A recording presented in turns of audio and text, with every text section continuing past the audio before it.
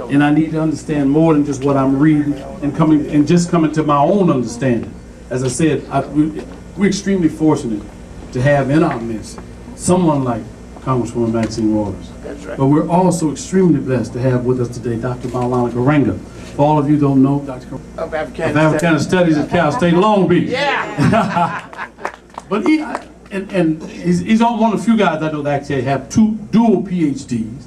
And I think there's a credible wealth of knowledge. And even more so than that, I don't even know how to put it. In terms of, sometimes, you know, when you get beat down and you find yourself in a negative space and you're repeating negative energy and you're putting out negative energy, Dr. Karenga is the only guy I've ever went to, has never, ever said negative things about our people, and always upholds the best of who we are and what we're supposed to be. And I go every Friday, I call it my therapy. I told my wife last time I'm going to get therapy. When they have news from, we talk about issues around the world and here in the United States from a black perspective.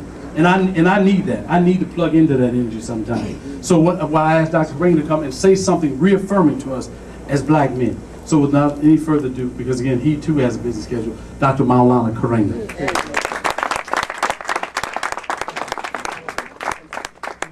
First of all, habari gani?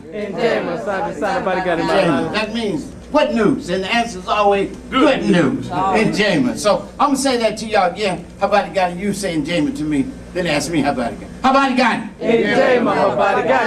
In Jama.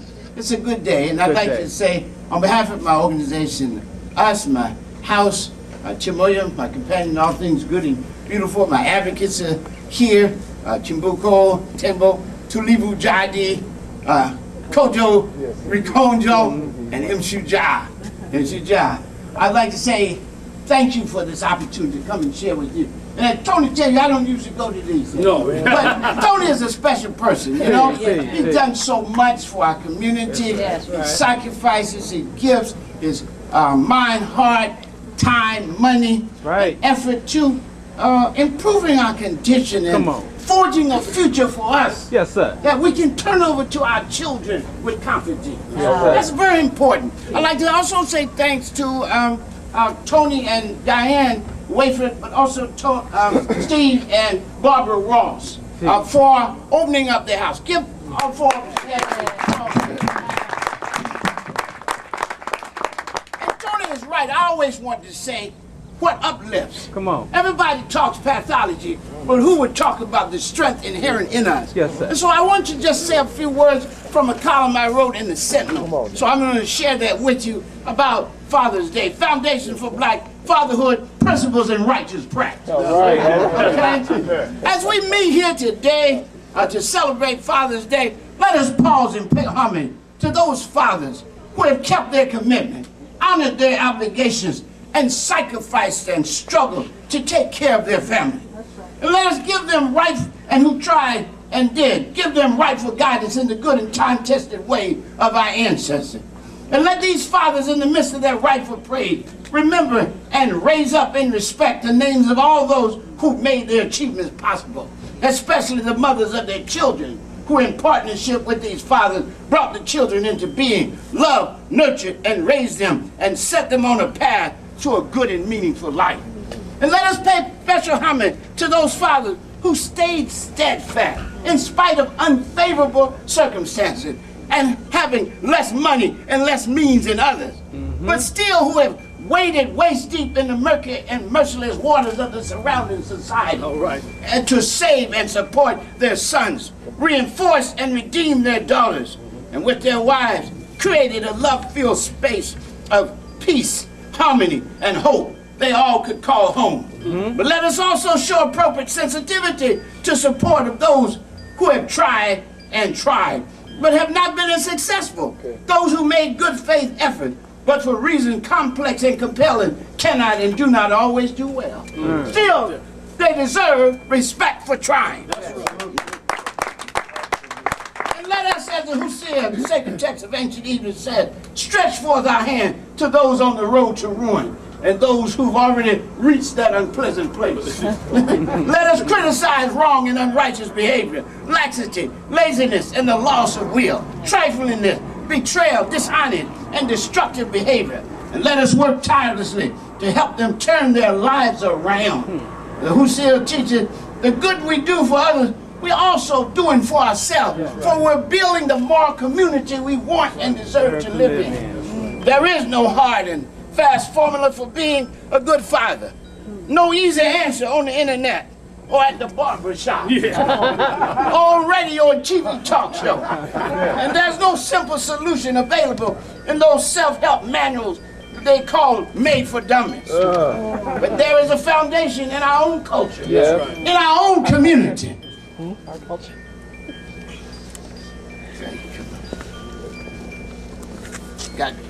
Got the spirit there, you know what I'm saying?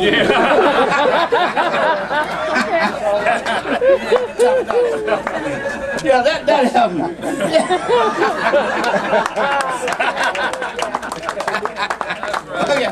But we do have solutions in the framework of our own culture and our own community, rooted in millennia, I mean thousands and thousands of years. Because we're the first people, we stood up first, spoke the first human truth, taught the world what was good and beautiful. And Jew and Gentile, Hittite, Hyksos, Roman, Greek, Persian, Libyan, they all came and studied under us. That's right. So we have an answer. We just have to realize that what we have is a culture, and we have information rooted in millennia of moral and spiritual teaching on being a good person and being a good parent, living a good and caring and responsible life, and leaving a legacy for future generations worthy of the name and history African. That's right. Therefore, to talk of fatherhood or motherhood in the African sense of the word requires our understanding and approaching it in the context of our own culture as an ancient and ongoing honorable tradition. That's right. It is a tradition rooted in and reflective of fundamental principles and corresponding practices, principles which orient and ground us and encourage and sustain rightful and righteous practices. In the African tradition, a father can be understood first as foremost a man. See, we got to set criteria for what it means to be a father. So the first criteria got to be a man. And in the most expansive sense of the word. This includes his recognition and respect for the process of becoming a man and the practice necessary to achieve and sustain it. You see, we say practice proves and makes possible everything. No matter how many books you read on swimming, sooner or later you got to jump in the water. So if you got to call yourself a father, you got to father, right? That's a practice. That begins with respecting your own manhood and respecting the process it takes to become a man, and not confuse that with physical attributes you might have below your belt. You understand? Rescue me if I'm wrong. And so, the second criteria is respect for women, our species has, which makes us in humanity whole. The third is moral and mental maturity, and then also willing and accepting of obligations to family, friends, community, and humanity as a whole. A father is a man among men and a man among women. Rooted in his culture and community, he moves smoothly through the seasons of his life, from teen to adult, young man to middle age and eldership, learning, teaching, and serving appropriately at every stage. Secondly, a father is a righteous partner. Fatherhood also requires a mutually respectful and supportive relationship with the mother of your children, wherever you and she are. Rescue me if I'm wrong. The best fatherhood, whether marriage, divorce, or separation, is rooted in a complementary partnership with the mother that recognizes the cooperative character of creating and sustaining life and elicits respect from each partner.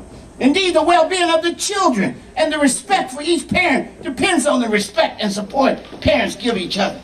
And we know that parenting, like love and life, works better and is best as a shared commitment and practice of mother and father, male and female, bound and balanced together and righteous and duly respectful of the awesome responsibility they share of raising life called child. Third, a father must be a living model.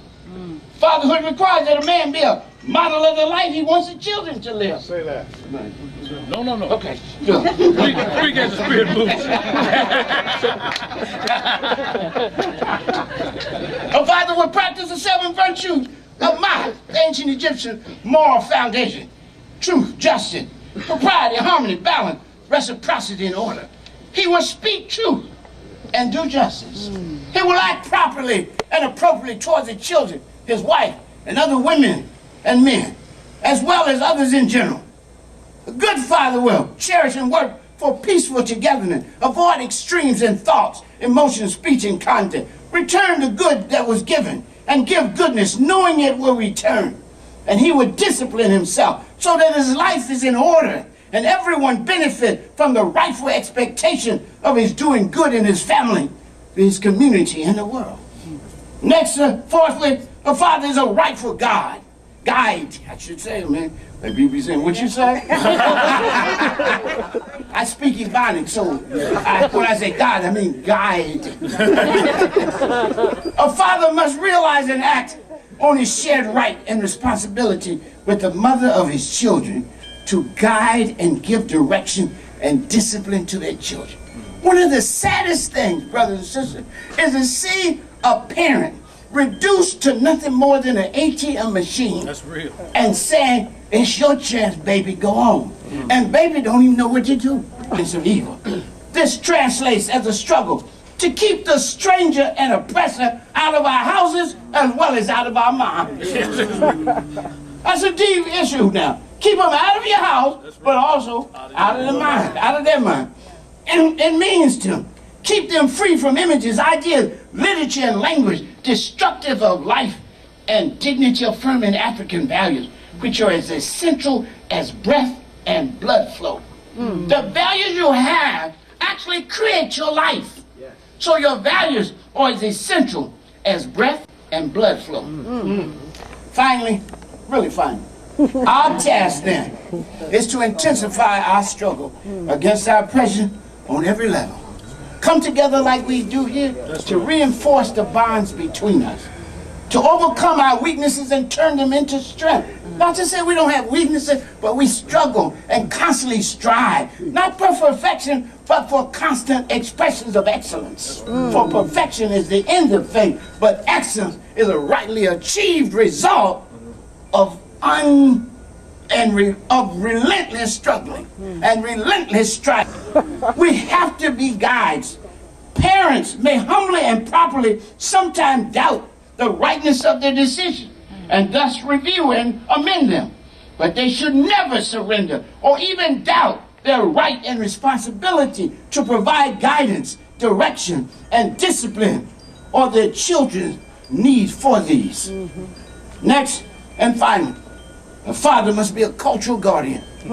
A father and a mother must wage a constant struggle for the hearts and minds of our children, to cultivate them in a commitment to excellence and also to avoid aiming. And here we struggle then to build a new and good world in which our families, our children, our people, and the peoples of the world can be really free and flourish and walk in the world in a whole nother beautiful African and human way. Thank you so much.